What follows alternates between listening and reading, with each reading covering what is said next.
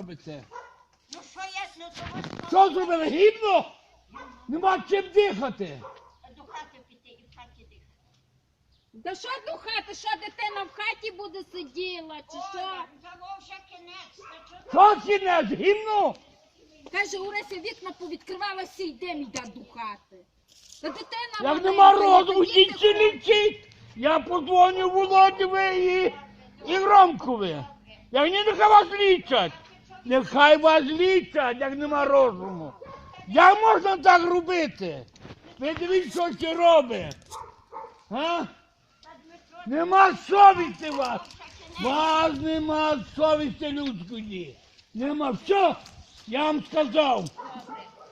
Все, з вами тема закінчена. Ви є хора людина. Добре, що ти не хворий. Я вам сказав, так чи не робить. До горівки ти не хворий, викрикати на чоловіка. Хто так робить? Як? Ні хрена собі.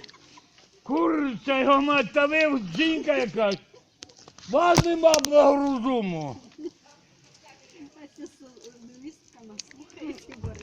То є чудо, юдо. Та як то так? Що здуріти, здуріти?